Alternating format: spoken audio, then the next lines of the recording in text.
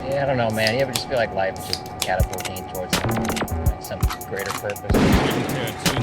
Average fat cats with bloated ego. We are the only DJ crazy enough to tattoo Jackie Brown on his ass. This is Michael Mann, and I ride with Extended clip. Oh yeah, this episode we have to go into epic mode. You know, Yeah. we kind of have to lean into. Oh yeah, welcome to Extended Clip. See, we don't even know how to do it. You know, you just went, oh yeah. You know, Yeah, the famous phrase of Deadpool fans around the world. I was just going more like a guy that likes like a podcast where they True. positively review Deadpool, like high energy, like, oh, what's up, fuckheads? What's up, butt nuggets? Yeah, butt nuggets. I was gonna say, when you're like, "What's up, fuckhead?" Like, what the fuckheads? What the, just going Marin with it. Oh yeah, it's the coolest thing you could say. Like, oh yeah. I mean, that's the tagline or the final phrase of the Entourage theme song. It's just, oh yeah.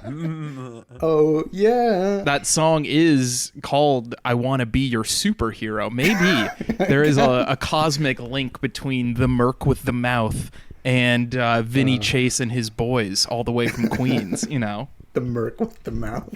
Is that something that they call Deadpool? Yes. That is his official nickname. Is the Merc with the mouth. It kind The of mouth feels is what I more, want to start off with too, because like when he's talking, like I think a big thing that hinders this movie that I'm surprised people love the humor so much is that you can't see his mouth move. And comedy is kind of all about timing, and the fact that like you just hear this disembodied voiceover while a stuntman is in the Deadpool suit just has always created such a remove for me, and has been so like odd. Like that's the least of my concerns with the movie, but it was on this viewing that I was just like, how do people just kind of like latch into this and like really take it serious?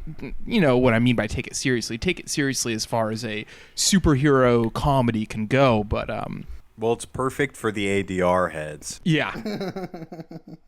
Yeah, no, I mean that's the thing. This is a super ADR'd character, like as much as you've ever seen in the history of cinema, to be honest. Like there are so many awkward like moments of timing where it's like there's no way he said those two phrases so quickly together. As someone who edits this podcast and cuts dead air out of it here and there, my spidey senses were tingling, as it were, as I am now going to switch into using superhero lingo.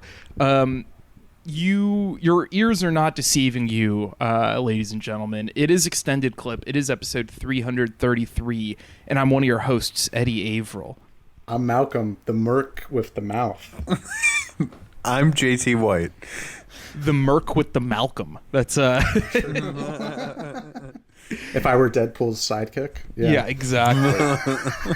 And welcome everybody to Sellout September. That's right. To quote someone who I don't necessarily like but would pretend to for money, we're only in it for the money.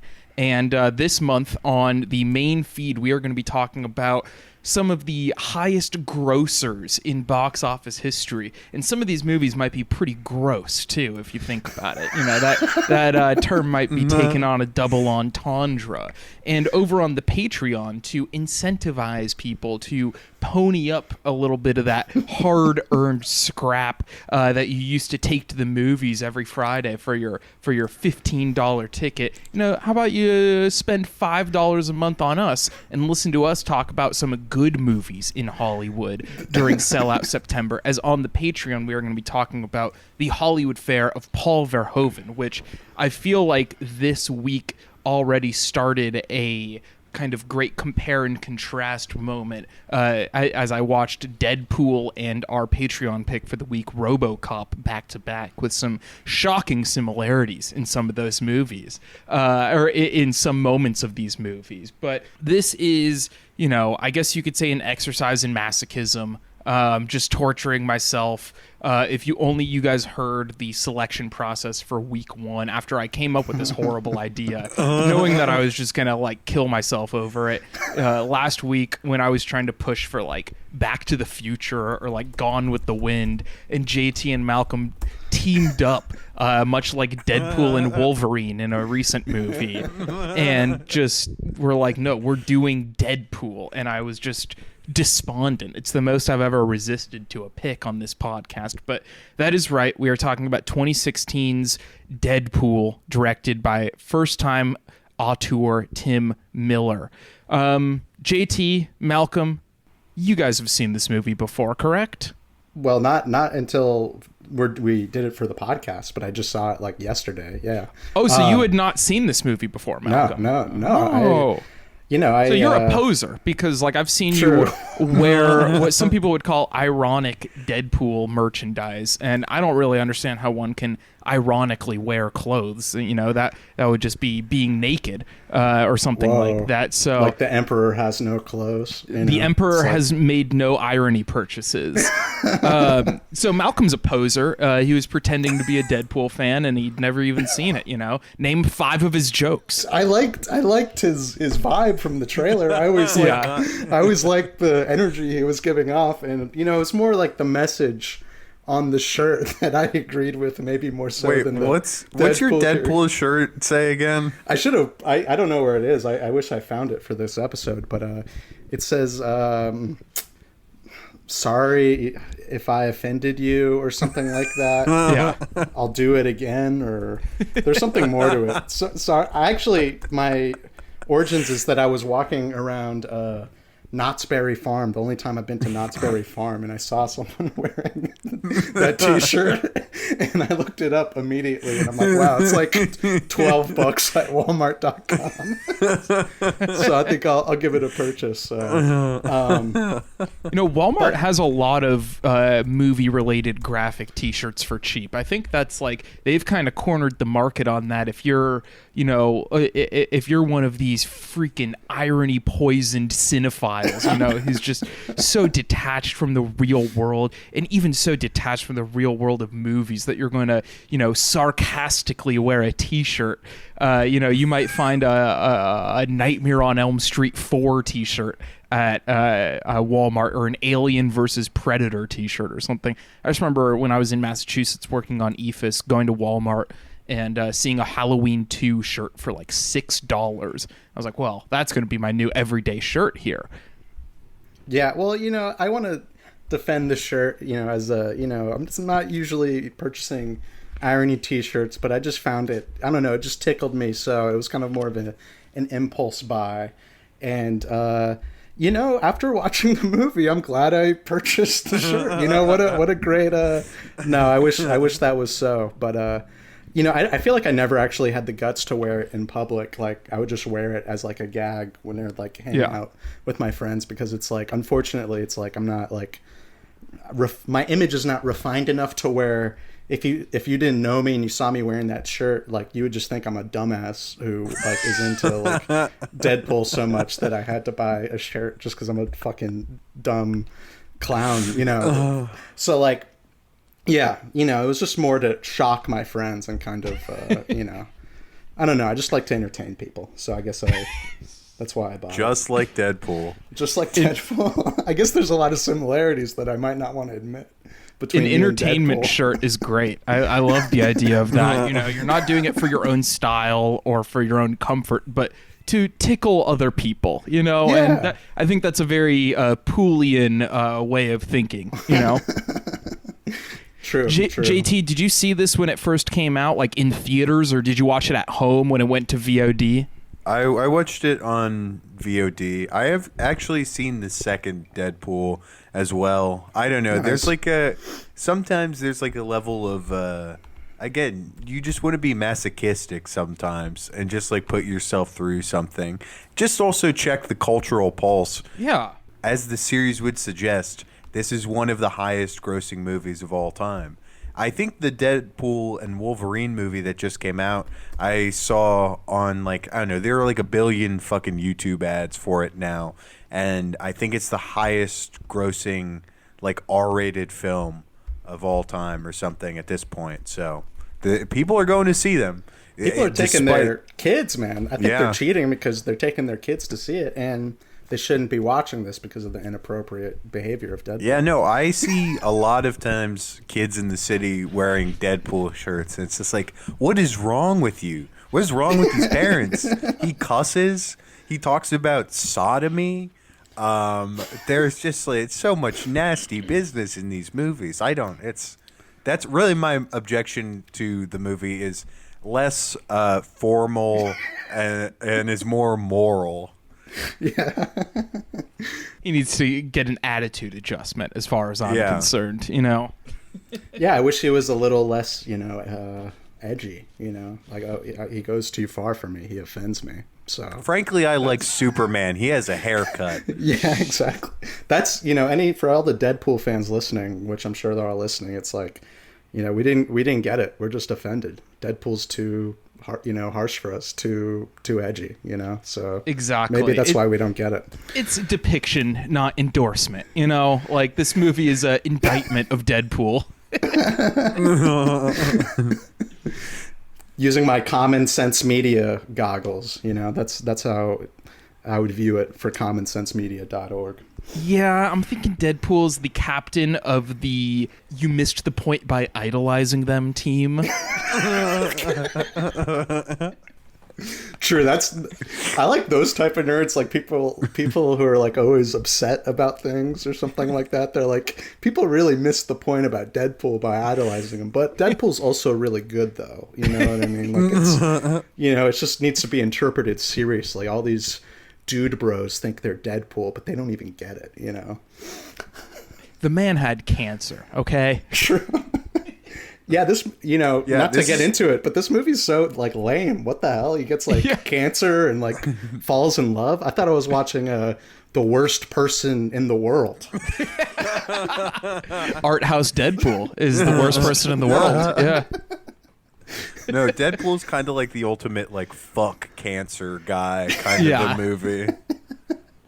I'm surprised there wasn't, something like that. Like, I remember the breast cancer awareness campaign that was I Heart Boobies. Do you guys remember that? Of course. I'm surprised there wasn't like some sort of joke about that. And then I say that, and now I'm remembering. Deadpool has breast cancer. Yeah, right. When I was doing some research for this, because yes, I did, look into the marketing campaign for this movie and do some light reading about it. There was an ad for this movie in which Deadpool administered a self-check for testicular cancer among men. And so it's like, I don't really know if that's supposed to be, like, I guess it's tongue-in-cheek, but also, awareness raising.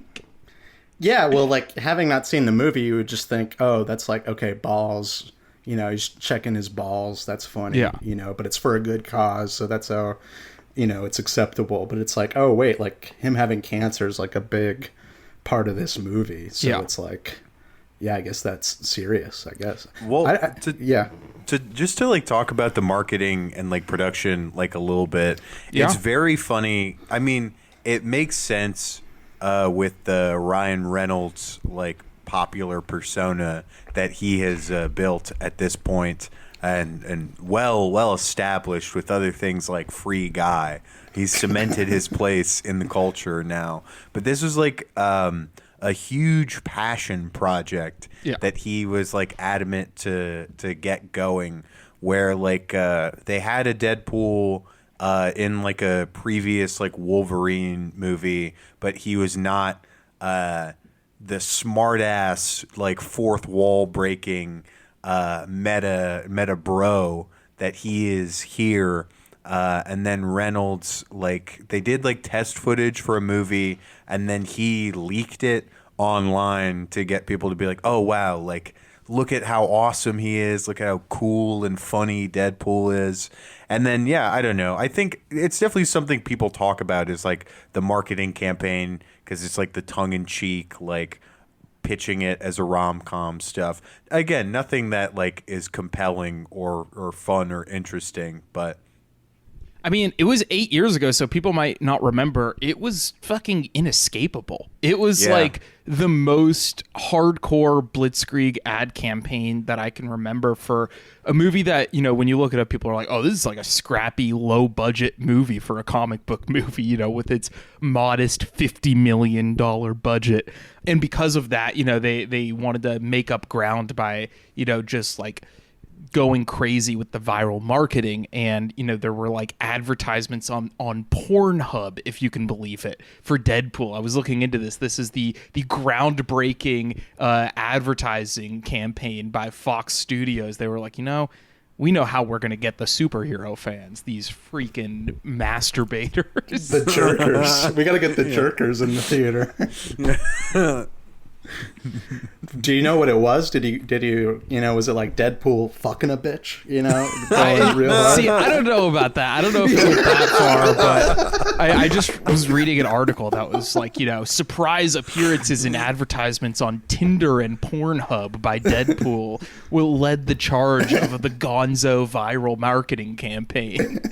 Funny to like build yourself as like an offensive character, but it's like you have to be within the reins of like, you know, like Marvel and like all that Sony stuff. in this sense too. Like that, I don't know. Not to say like there aren't a million other failings in the movie that I'm sure we'll get into, but again, just like taking it on like trying to. I mean, because obviously none of us were going to enjoy this from the get-go, but trying to at least attempt to be like, I'm gonna go like meet Deadpool at his level. It's like for something trying to be like, oh, this is like shocking or just like unconventional, like for a superhero movie. It's just paint by the numbers and like just doing like, again, like nothing that is like humor that is like to offend, like in quotes, but it's just like maybe if you're like I don't know, a dowry old widow, and you stumble into the theater for Deadpool, you might like be offended. But I don't know. I think the cultural sensibility, like Deadpool doing like, I don't know, like Holocaust jokes or whatever in the movie, like that's, I don't know, it's pretty like you stroll down to the middle school and I'm sure they're like, I don't know, they're writing some material better than Deadpool.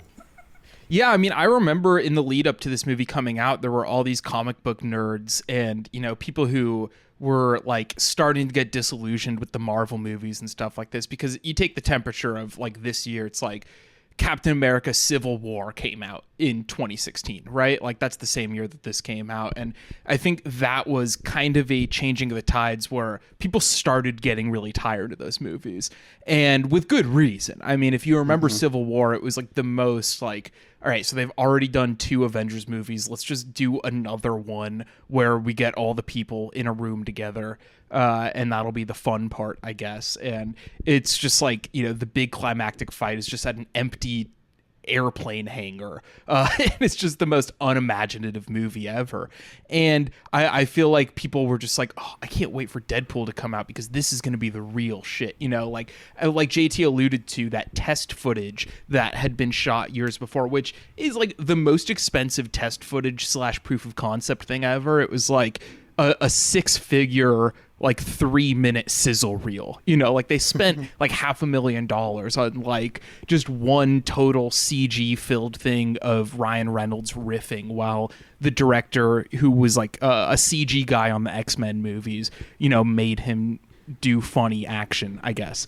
So people were just like really looking forward to this as like a sea change for, you know, comic book movies, and like to show people like, oh man, this will show the people that, you know, these movies aren't these sanitized MCU crap, you know, when with hindsight, it's like, it is all the same. It really is all the same. This is just the one with the bad, like dirty jokes. Like this is, it really doesn't go any further than that.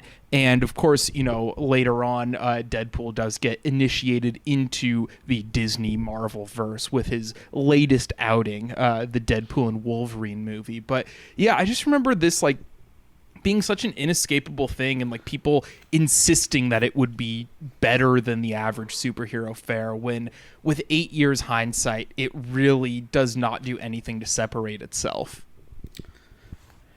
Yeah, no, it really, like you were saying, like the climax of Civil War takes place in like an airplane hangar. Like it is like, I feel like from what I remember of these movies, because honestly I haven't kept up since like probably like the early 2010s, but it kind of has all the same problems where it's like the location stuff is just very nondescript and like...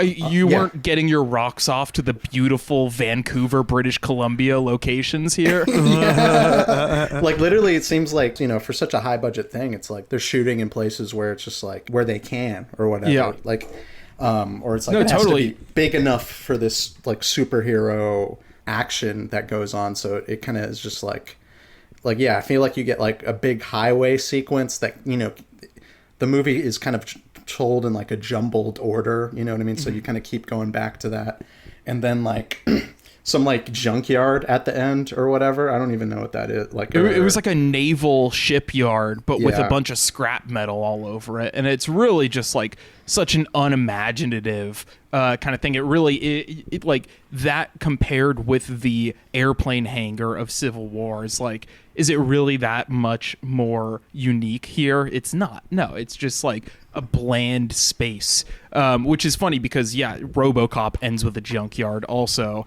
and also ends with the character, not ends with, but toward the end of the movie, the character's mask is unveiled and his disfigured face is revealed to a woman, but that's kind of where the comparisons begin and end. Well, I mean, there is Deadpool is like kind of steals a lot from RoboCop, to be honest. Like, not steals, but like, I feel like it's trying to, I don't know. There are some comparisons, and also I feel like, funny enough, it's like fucking ugly how ugly Deadpool looks, and like the color correction and like the grayness of it is kind of like, I mean, RoboCop plays with that, but does it in a much more artistic way that looks, amazing, but like this kind of has like this, like Deadpool kind of feels like the soulless is set in like the soulless dystopia of RoboCop. It's like the fucking I'll have that for $1, thing in RoboCop, but this is the actual version because we actually just live in RoboCop because it's real life. Well, the other thing, like in terms of like just looking like gray sludge, just Deadpool, like it's a superhero movie. It should have like memorable, like at the very least, like cartoony characters and like things like that. And the main villain here is just like, I think the villain is like Ajax, but is referred to as like Francis. It's just some boring ass British guy. Ed Skrein, who I've never heard of before. It's crazy. And I mean, like, if you're doing something that, like, again, to try and take the film at like what it's going for, being like unconventional or being even remotely like more like true to like a comic book form, I think people like comics, or one of the reasons, like, I mean, I don't really like superhero comics, but like the fun of comics is like pop art style of it. And I like, since like I think like Tim Burton, like Joel Schumacher, like Batman, like, and I mean, I would say maybe even like Sam Raimi. It's been a minute since I've watched those things, but like that is the last time I feel like there was any remote like attempt to like adapt that into film form. And again, it's just like, if you're doing something that like here you're trying to be like, look at how radically like different this is of a comic book movie. It's just like, I mean, obviously Deadpool is the main attraction and he's the character we're all here to see, but like beyond that, it's just like the most bland like bullshit. Well, and I mean, he has like comic fodder for that. Like he talks about like, oh, these are the two X-Men we could get. But it's just like, yeah, no, who fucking cares? Like, this all sucks. Like, I mean, not to just keep directly comparing things to RoboCop, but in RoboCop, like, the villains are just like character actors in suits for the most part, again, and they just still have so much more life and like depth and like, I don't know, interesting quirks. I mean, obviously much better performances. It has something to do with it, but I don't know. Too much of this movie is just just general and like, I don't know, it could be anywhere. The problem, from that comes from like how, I feel like this movie with the Ryan Reynolds test footage, this was like him kind of getting back like his blockbuster career, right? Like he's what the fucking Woman in Gold, making fucking grandma movies with Helen Mirren. You know what I mean? Not a good place to be if you're him.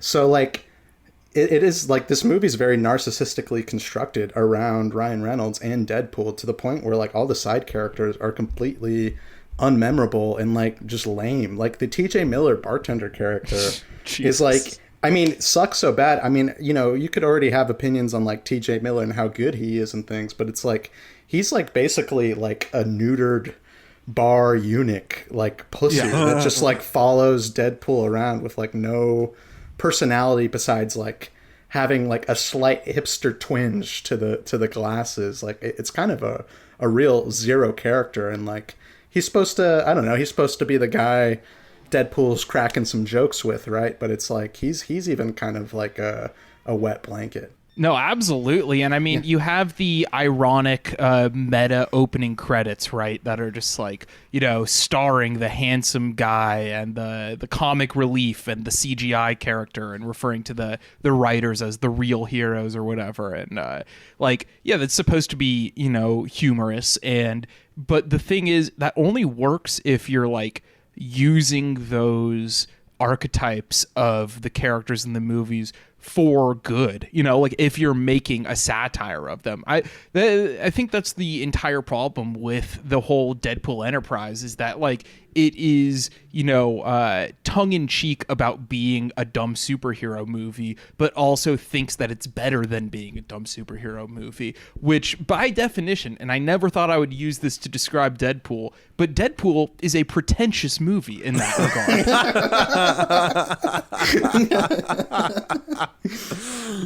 I mean, I don't think you're wrong to say that, But I like to what Malcolm was saying about reviving the Ryan Reynolds like blockbuster star project. I got to give it absolutely worked. Yeah. Because I think and I mean, again, another joke in the movie is that Green Lantern, the last superhero movie that he was at the helm of, was a complete bomb. And I don't know, he struggled with a lot of like just tepid, I mean, more tepid bullshit than this, like The Croods and Turbo and R.I.P.D. Like the worst like dog shit like for the longest time. And I mean, now like I still like dog shit, but it's like raking in dough because he has Deadpool, like Detective Pikachu. He was in like, again, not to like, these are Netflix movies, so I don't know how much they're making, but like Six Underground, Red Notice, they were the big Netflix action movies. And I mean, of course, free guy. So it worked. He's a star. He's the Reddit guy's star. I mean, looking at his career, like the Deadpool revitalization of him, I can't believe, how big he got after, because he really was in the dregs. I mean, like, he basically got an Adam Agoyan movie funded by being in it. That was like the weird in-between that he was at. There's this movie, The Captive, from 2014 that was like, I feel like it's the great meeting in the middle, where Adam Agoyan needed help funding a movie. Ryan Reynolds was slumming it, as it were. And so they linked up to make this like crime drama that looks horrible. He was just being a dutiful Canadian boy. Just have to like the true. Canadian Minds meeting there.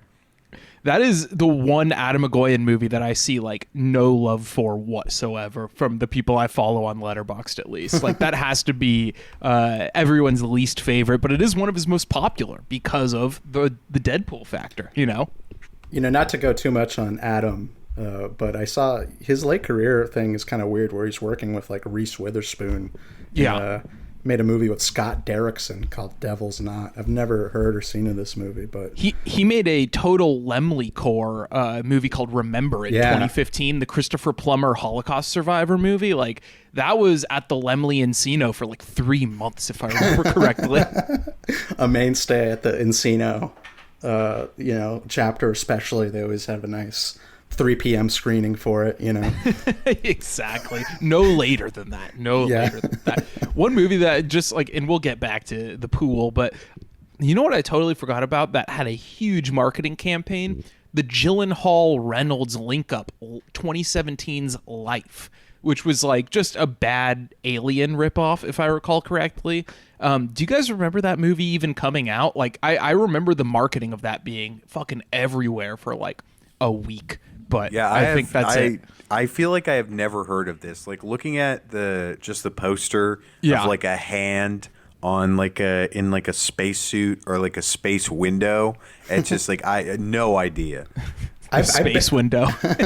I barely remember, but like looking at it, it has like 300K logs on Letterboxd. I guess every new movie gets a shit ton of logs on Letterboxd. I mean, it was a big movie. Like, I'm sure it made a ton of it made a ton of movies. So to talk a little more about the movie at hand here, because we've kind of been talking around it a bit. And I think there's people who are listening to this thinking, I'm never going to watch Deadpool. This is the closest I'll ever get to experiencing it. Hearing my 3 friends, Eddie, Malcolm, and JT, describe in painstaking details the plot of Deadpool. With epic retorts, much like Deadpool, styled. Like, it really give you that viewing experience. Exactly, yeah. So I guess he was like a special forces mercenary, which I didn't realize that was his backstory, even though I've seen this before. I forgot that was his backstory. He was like a special forces mercenary who was dishonorably discharged, and it's like kind of ridiculous for this kind of movie that he was definitely just killing a lot of people in the Middle East that he shouldn't have been killing before this. And he's just like a sarcastic guy after that. This is like Deadpool's basically Chris Kyle, Yeah. That's kind of an underrated aspect of it. Well, I was looking like what other movies from this era made this much money, and American Sniper is one of them. Oh yeah, that was a crazy hit. The box office guys, what I mean? They don't even like Clint Eastwood, but they're like, they kind of get a little bit stimulated when you mention the American Sniper box office returns, because Clint really came back on that one. The box office mojo cinephiles are like, Clint Eastwood, he hasn't made a worthwhile movie since Gran Torino, but American Sniper, now that's one of his best because of the returns at the box office. Just epic returns. The strategy of opening it on Memorial Day weekend. Or Veterans Day, I think it was. Was it November? I think it was Christmas. November. I think it was Christmas. Oh, that's great, because there was so much. That's like around the put the Christ back in Christmas era, like right when the Christmas wars started, and I think people knew that what they were getting with old Eastwood in a Iraq War hero movie. But yeah, so as Malcolm alluded to, we get this like highway set piece in the beginning of the movie that is, the jumping off point to flash back and get us back to this moment throughout the movie in a very sloppily structured way, I have to say. Yeah. Like, it's a very like, oh, you want to see how I got in this crazy situation type of narrative structure, which is fine. There's plenty of movies that utilize that really well, but this is not one of them. It's so weird where it's like as we taking it all the way back to the beginning of the podcast, like years ago when we were talking about screenwriting books and structure, the fun and games segment of this movie does not happen until over an hour into the movie. I think you're just supposed to be there for the ride because of his like witty retorts, his sarcasm, his dirty jokes throughout, to where like you don't even get a taste of what The Pool is all about other than the opening action set piece until an hour in, which is kind of just like irresponsible pacing. Like these movies all have pacing problems. All of these like super bloated superhero movies, but this one being under 2 hours, I was like, okay, this is going to be at least like clockwork precise. You know, the Sony and Fox, they're going to like whip this thing into shape and make it like a well-structured action movie, but that is far from the case. Yeah, like it's kind of like a little bit, I mean, you know, somewhat, yeah, it feels sloppy and maybe a little bit not confusing, but sometimes they'll just like cut back to like the highway set piece where you're like, oh yeah, I forgot we're there. Yeah, I forgot we're there, and like, and it'll play some of that out and then like freeze again and go into like another aspect. Like it goes into like his relationship that he starts with like a stripper, right? Vanessa. Well, I think it's implied that she's a prostitute at first, okay. but also it's like the movie kind of dances around it where it's like, is she just doing Deadpool humor and pretending that she's a prostitute, or is she actually a prostitute? You know, and it's I think it's also that's part of the corporate sanitization of the movie, as JT alluded to earlier, or Malcolm alluded to earlier. Sorry, if like, what if Deadpool really was edgy? You know, it's like you have to remember that this is like a $50 million property. If Deadpool was edgy, he would be dating like a 15-year-old. Exactly. Exactly. Yeah. Also, makes you think what the female Deadpool would be up to. It's like, it's like, damn, like, you know, she fucks mad guys. That's crazy. You know? Crazy. The female Deadpool. That's just, you know, the masterful screenwriting. It's like, I guess what would the female Deadpool be like? Just so reckless like that. You know? Talking about the opening like highway set piece, you know, it starts with Deadpool in the cab with his cab driver buddy Darpinder, and JT on this watch noticed something very strange about the audio of this scene. Is that correct, JT? Oh yeah, no, it is. And there was a follow-up. Let me see who. One of my Letterboxd mutuals had a great follow-up on this. Annie said that in Deadpool 2, there's like a song from an SRK movie in the cab because they bring back the cab driver. And yeah, there's a song from Shri 420, the like very popular Mira Juta Hai Japani. It from Shri 420 is playing like in the cab opening. Like, it's just weird. It's, again, like, there will be no, like, there's no solving the puzzle. I mean, I think it clearly just has to be, like, they were like, put some fucking Bollywood song in the Indian cab. Like, and the music supervisor was left to, like, do with that. I mean, because it's, like, an insanely popular song from a historically famous movie. But again, still just baffling that there is the Raj Kapoor link with Deadpool, two of the greatest showmen. Yeah, yes. Well, maybe someone in the creative team, you know, behind Deadpool was like, you know, maybe Deadpool's kind of more like a Bollywood figure. You know, he's kind of a little larger than life. You know, he's not like your American superhero. So, you know, for the real cultured film fans that you know are watching. Look, we Deadpool, know a lot of cinephiles are going to be rolling out to Deadpool, and we're going to make sure there are hidden Easter eggs and references for them to dig in on. Well, Easter eggs, it's a big part of the Marvel experience. They're always talking about these goddamn Easter eggs, you know? You know, they're talking about these Easter eggs, but they won't go to church. Yeah, I didn't see Deadpool pray once during this movie. For shame. But yeah, so maybe they're trying to make Easter eggs for everyone, you know, get everyone into it, not just the hardcore Marvel heads. I mean, that is, you say it as a joke, but it is true. Like all of these, when they're appealing to the widest mass audience, there is like, you are also including movie fans in that, you know, like Deadpool makes a joke about like Alien 3 in this for the Fincher heads out there, you know. Okay. And yeah, I think the fact that there's a song from a Raj Kapoor movie in the cab, like, yeah, most likely it is just the music supervisor being like, all right, what's the easiest like Indian song we could get for this cab driver scene. But also, who knows, maybe, you know, there was a thematic link between another Kapoor movie like Mera Naam Joker and Deadpool. You know, those movies have a lot of similar thematic ground. The other, you know, to keep on the Fincher track, well, first of all, one thing I read was that Fincher read the script and was a proponent of the movie getting made when it was in development hell. Fincher was like, oh, I'm not the guy for the job, but this has got to get made. Ryan Reynolds is a badass, you know. So it's a very meaningful reference then. Wow, I didn't know Fincher had his, you know, finger in this pie, so to speak. Oh, I mean, hey, that came out wrong. Or did it? True. I was just innocently using a phrase, which, you know, I'm very confused when it comes to phrases, so I didn't even know if that was right.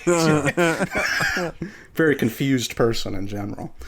All of my phrases come from Deadpool. Yeah. I do have a quote list here. I need to start sprinkling some of these in with my commentary. But, yeah, but the other Fincher connection I was going to mention is that, like, so he meets the, you know, perhaps maybe prostitute girl, and we get this montage set to the song Calendar Girl, where, you know, they're having sex through the year. Christmas sex, dude. Yeah, exactly. Holiday calendar themed sex, which involves Deadpool getting pegged on International Women's Day, which, you know, that's, I think, the top review on Letterboxd now is someone saying like, oh, now you can watch a pegging scene on Disney Plus. Thanks, Deadpool. And in my mind, it's like, is there like is that what the mass market is now? Like, no, but is this what you want to see? Their rapport together is very like very Fight Club if it was a Disney superhero or a Sony superhero movie, I guess. Like it feels like the Spencer's Gifts parody of Fight Club, you know? And I think Spencer's Gifts is one thing I was thinking about a lot during this movie. Like that is the real, like, people will call this movie quote unquote Reddit or whatever. I think, you know, calling anything Reddit is like it's too vague of a term. It's like such a broad spectrum of things. This movie is Spencer's Gifts, the store in the mall. Absolutely. Personified.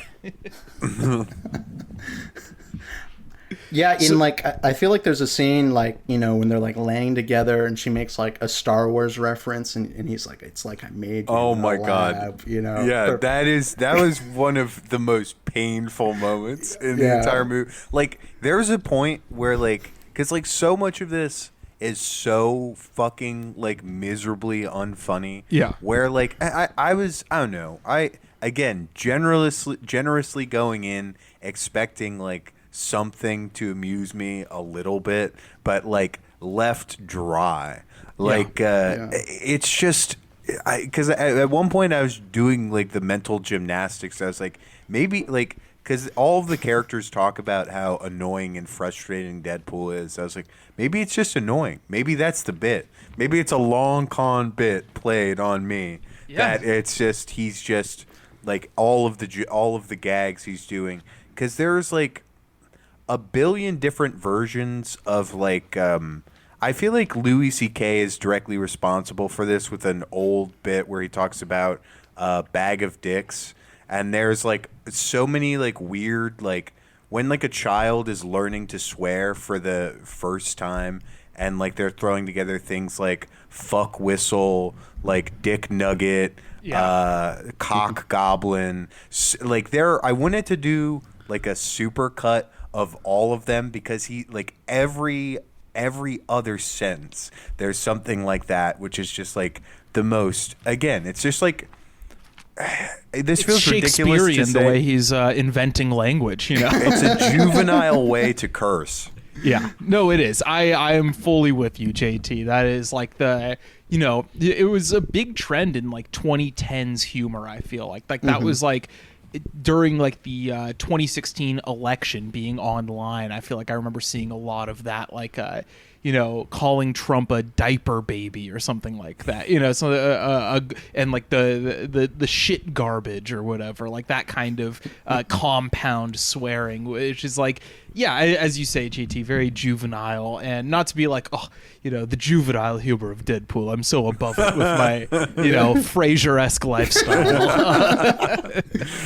Well, it's Because like we do like a lame. lot, because we like a lot of juvenile dumb shit. Like we've talked up a lot of stuff that is like truly just toilet humor and dumb stuff, and like it's just the attitude with which this approaches it that is so lame, and it's just like I can't do it. Yeah, it really like Spencer's Gifts is one way to put it, but I feel like it's like I don't know. It's a mix of that and like the sheen of the movie feels like they were like, like in the old days when they would gauze up the lenses with like Vaseline. With this, it's like they're spraying Axe body spray like in front of the lenses as they're shooting.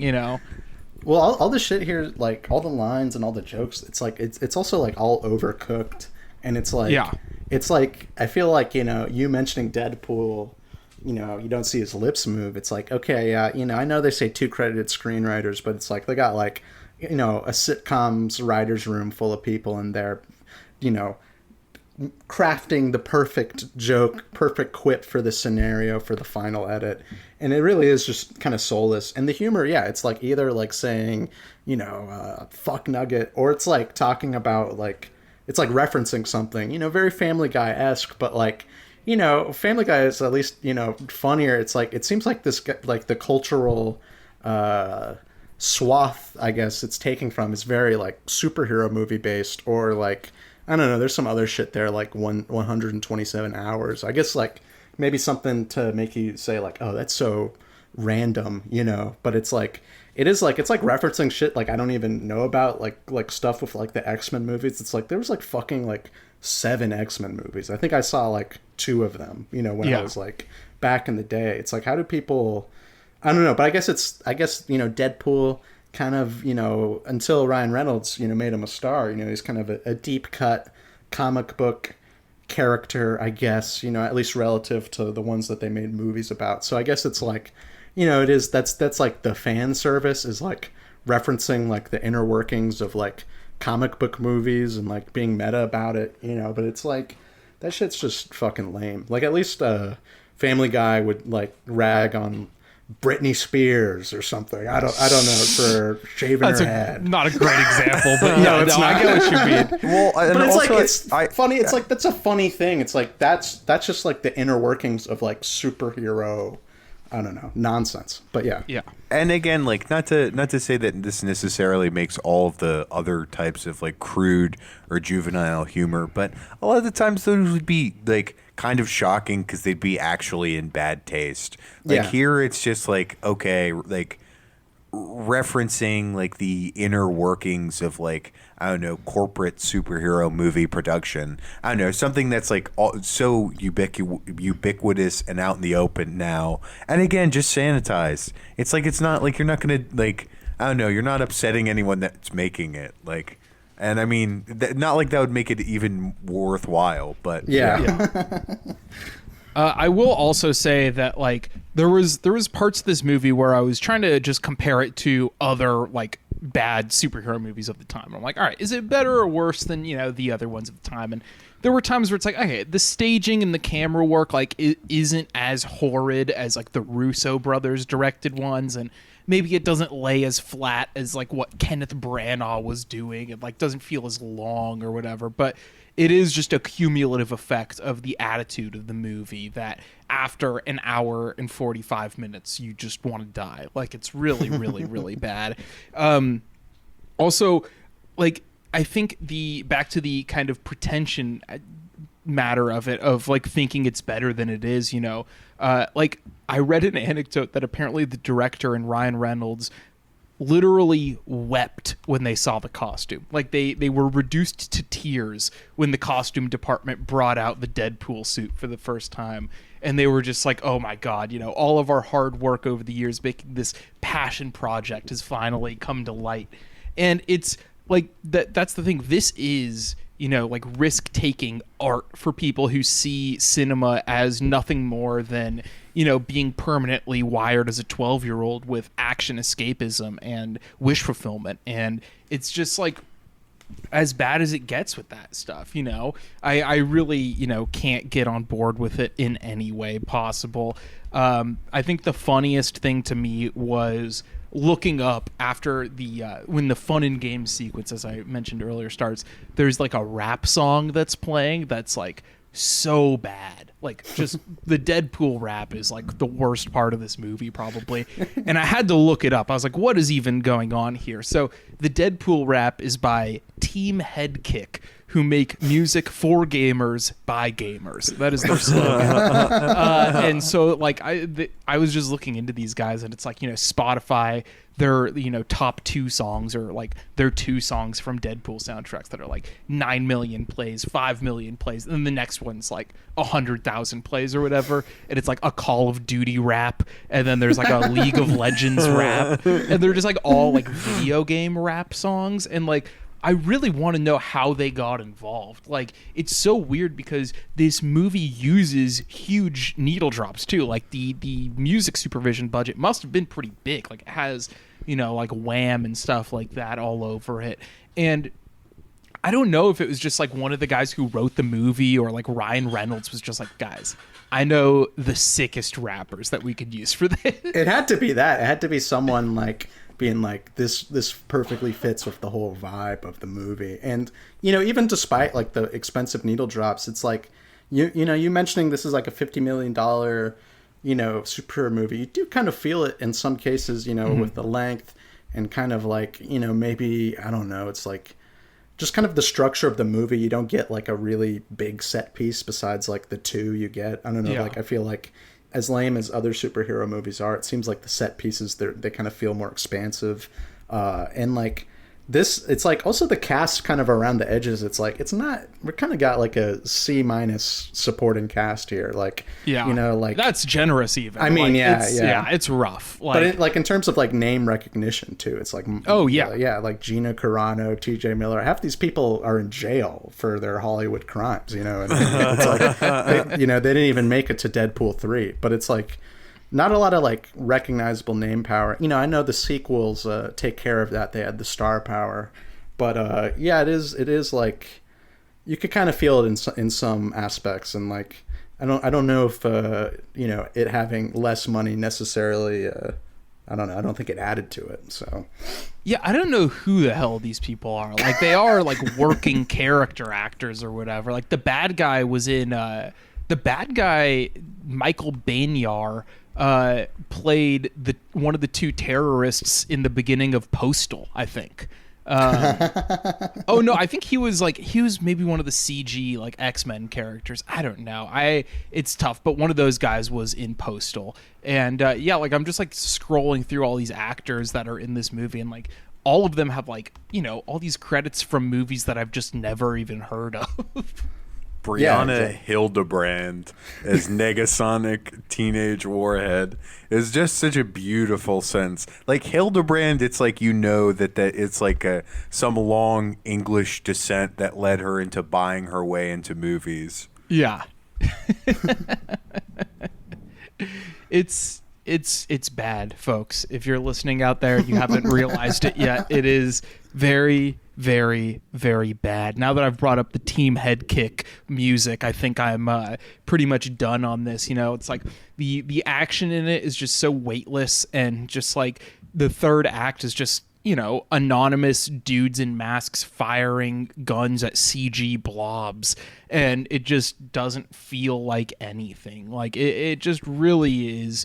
I don't know. It feels like they put a lot of care into that first action set piece, at least, and it's bad. But like they've put a lot of thought into the structural approach of like, oh, he only has 12 bullets. How's he going to use them? And it's very video game-esque, you know. But then the third act is just feels like the sludge that all those Marvel movies at the time were, which is, you know, antithetical to what the movie's even trying to do. Yeah, I'm going to reserve half a bullet because I know that it gets worse than this. You know, like I know that there are, you know, like worse superhero movies than this, but it's still the worst thing I've watched for the podcast in a long time, if not ever. 1 bullet for Deadpool. Yeah, I'm also going 1 bullet. straight through Deadpool's head. But the unfortunate thing is he's going to be able to regenerate, and he will never die, and he will live forever. And Ryan Reynolds is going to make probably 20 more of these to buy his own. I don't know what his end goal is here, but he's getting close. He's trying to buy all of the cell phone companies. Yeah, I don't know. I'm not sure what more there is to say about this. I'm glad we have a Deadpool episode of the podcast now. Yeah, that's just something where it's just like it gives me a little like, even though you can't see Deadpool smirking at all of his quips because of the mask, I have like on my own face what I kind of imagine is a Deadpoolian smirk, knowing that there's a Deadpool episode of extended clip, and I'm excited to continue selling out this month. Yeah, I'm gonna go one bullet as well. And you know, this movie is just kind of disappointing because it's like it's not even bad in the way I thought it'd be. Like I thought it would be smarmier, laying on the epic sauce even more. And it's like, you know, there's definitely a lot of quips, but it's like they're not so over the top to the where like they make you like cringe with death. It's kind of like, you know, getting stabbed with a million pins and dying rather than like, you know, I was really expecting to, you know, it just being like super embarrassing, but it's just kind of, it's more standard than that. It's just kind of like, oh, I forgot to mention, because, you know, we do get, you know, something we haven't acknowledged, you know, of course, Deadpool masked up, we don't see his face, but a lot of this movie, you know, Reynolds does have the mask off. He's got like the burn victim arc, right? And like like that scene where like he's trying to approach his girlfriend he abandoned because he knew he didn't want to put her in danger, right? Or some shit like that. Like after he's been in like the testing facility that kind of tortures him and gives him like a fucked up face that makes him look like, you know, he was a burn victim. You know, that scene reminds me of like the ending of City Lights where Chaplin, like, you know, after his girl was blind, you know, well, I don't need to explain the ending of City Lights, you know, it's a if you know, you know thing. But yeah, like I couldn't help but think of that, and like the way they were playing it up, like, I don't know, I feel like someone might have had that in mind. I'm not, you know. Of course, you know, homage doesn't get you very far on this podcast. You know, you gotta execute. But no, I mean, well, yeah. if there was a Deadpool parody of City Lights hidden somewhere in this movie, it's going up like maybe it might be at a 1.5. That would be awesome. Also, you know, I mean, he is undeniably the tramp of the MCU. The Clown Prince. I always think of that like Pitchfork article. I don't know if it was that website, but like Mac DeMarco is the Clown Prince of indie rock. You know, the Clown Prince concept stuck with me. You know, it left a stamp on me. But yeah, it was boring. That was kind of the biggest disappointment. I thought it would just be kind of overbearing, you know what I mean, or something like that. But I don't know. It's just I guess that's kind of the appeal, right? It's like it goes there, but it doesn't quite go there. So it kind of has like mass appeal. But yeah, I don't know. I wish Deadpool would offend me. My shirt says, "Sorry, did I offend you?" And a picture of Deadpool. Deadpool's like a good guy, you know. He like you know, he's pro sex worker. He's like woke. Deadpool's woke, man. What the fuck? It's not what I expected. I can't find the exact thing that you were talking about Mac DeMarco, but I did, when I Googled that phrase, I did find an article from the Houston Press from 2012 that is titled "Top 5 Reasons Bon Iver is the Clown Prince of Hipster Doofuses." I've never quite... Oh, they're making fun of Bon Iver. Because it's like, I feel like Bon Iver never quite had a jokester reputation, right? But I guess they're just like, fuck these hipsters, bro. Fuck these bearded hipsters. Anyway, we'll be right back on Extended Clip. What up, gamers? Mace from Team Headkick. I made a video because I got the Red Ring of Death, which sucks. So you guys said you wanted a tutorial on how to fix it, so I'm going to do my best to do that. First thing you're going to need, there's a few things you're going to need. Your Xbox, obviously, but there's some tools of the trade. You're going to want a Phillips head screwdriver. You're going to overheat our Xbox on purpose. What that means is you do not want to plug your fans back in yet. So keep your fans removed. When you turn your Xbox back on, you're going to plug in the AV cable and the power cable. What you're going to see is you still have the 3 red rings going around. They call me Deadpool, I'm hella fast. Came to murk the bad guys and get some ass. Got blades for days, got guns galore. Got combo moves, evades and more. With bear traps and hand grenades. Pull the pistol like a maniac right in your face. Popping off caps, leave a trail of guts. Sitting on my chair, scratching my nuts. We're back on Extended Clip. As always, you can write to us at extendedclippodcast@gmail.com. This one comes from Steve. It says, I mostly wanted to write in to say how much I enjoy your guys' show. Your insights are interesting and help me understand film more every time I listen. I particularly enjoyed your Mad Men series, which finally got me to watch the show, and it's become one of my favorites. I would definitely love to hear you guys talk about the show more in the future. But a question for the show. How do you guys pick which movie to watch on any given day? I feel inundated with choices, which usually results in me not watching anything. I was curious if you guys had any strategies that help you. From Steve. All right. Well, that is actually a very good question. What I usually do, I look at this list. And this list is the top 200 highest grossing movies of all time adjusted for inflation. And I just scroll through that list until I find something. Today it was Deadpool. Tomorrow it might be Forrest Gump. I was going to say, if this guy likes series, we got a brand new series for you, man. Yeah, I'm sure you love today's episode. Deadpool. Maybe you'll watch Deadpool because of us now. That'll be a positive thing. Oh, man.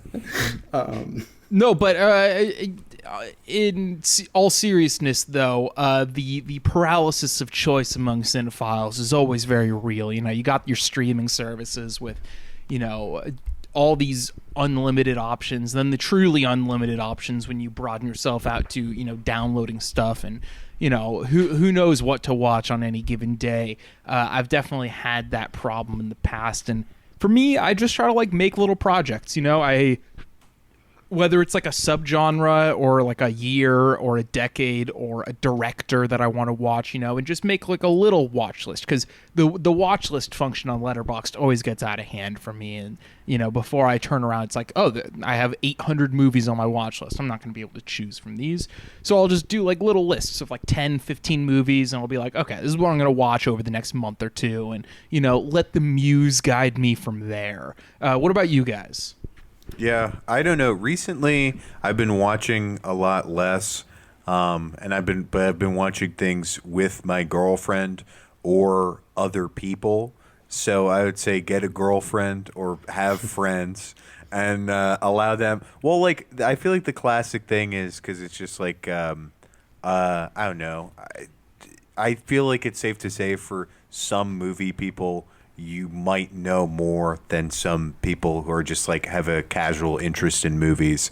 And then I'll present someone with a handful of options of things I'm generally interested in and let them pick. And that helps. But I don't know, when I'm doing solo viewings, I do definitely feel that sometimes I'll be just scrolling through my hard drive and I'll be paralyzed sometimes. And just there's everything but nothing at the same time. And when I feel like that, I just I don't know, literally just impulsively pick something force myself to see through it. Usually it's whatever amount of time I have, I try and find something in that range and then just force myself to go through it. I mean, I like what I was saying about projects. I feel like I do that from time to time, but I get distracted off of those a lot. But yeah, I don't know. Just it feels like stupid and unhelpful advice, but just go on impulse and commit to it. Just I don't know, see through it, and I don't know. I think it will be a worthwhile experience if you have the movie, if it's in your purview for whatever reason, and you have at least a passing interest, then I'm sure you'll get something out of it. Yeah, Malcolm? kind of a trust your gut type, you know what I mean? Sometimes you just got to go with your intuition, because yeah, you could play that game all day. The question is like, okay, to like how do you come up with movies to watch in general, not for like the podcast, right? Yeah. Just like Yeah. Just on any day. okay, yeah. Okay. I feel I mean, like my suggestion to a listener would be just watch the movies that we've talked about on this podcast. You know, and just exactly. play along. Yeah. Let us curate your life, you know. And it's Deadpool week. Sorry, man, you got to watch Deadpool this week.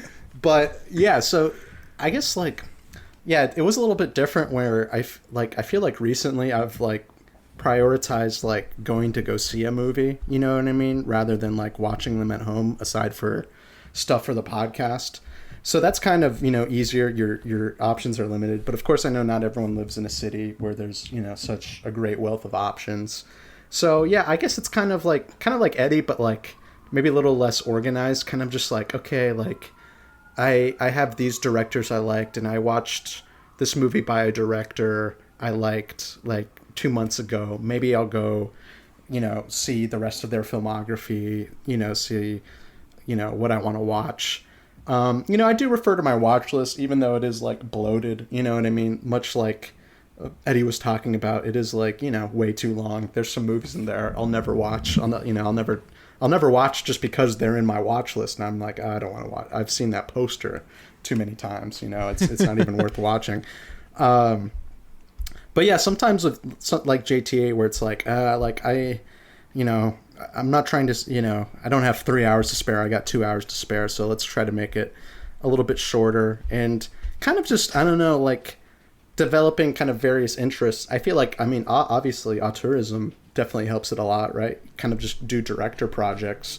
But sometimes, you know, I'll go actor, like there'll be an actor I like, and I'll choose something like that. I mean, you know, this isn't really breaking any ground here, I guess. But so yeah, just kind of find, you know, people you're fans of and just keep picking away at their filmographies piece by piece. Because I guess one thing I'll say about my viewing habits, I feel like I've never been the type to like be like, okay, like I'm watching Woody Allen, I'm gonna watch like 5 Woody Allen movies in a row. Like I kind of like to, you know, space them out, you know, and whether that's sometimes, yeah, I don't even really think about it. Like that's just what I want to do, you know. So I don't know, I kind of like spacing them out. Some people, I don't know, but I feel like there might be a benefit to going, I don't know, like back to back with them. I don't know, like if you're really into it. I guess it just depends, but I do like the variety of movie watching. Like if I watch one type of movie, I'm usually trying to watch a different type of movie afterwards if I could help it. Yeah. I also I don't know, sort of a swerve in terms of like having director projects and things like that. Again, like I follow that sometimes as well. But then there are also times where it's just like I feel like it's good to just pick something like, you know, like little to nothing about. Like just like something where it's just like, I mean, again, you can frame it within like a realm of like interests where you're like, okay, I like neo-noir or whatever. But you could also just be like, oh, I've never seen a movie from this country before, and like go like that. Like things like, I feel like sometimes the most rewarding viewings I have are ones where I'm going in completely blind, and then just like you have the experience of a movie opening up to you, and it's just like, this is like you're not expecting anything. All right, so that's going to do it for week 1 of Sellout September. Join us on the Patreon. The link will be in the description for $5 a month. We are talking about RoboCop on the first edition of September's Patreon episodes. And yeah, goodbye, everybody.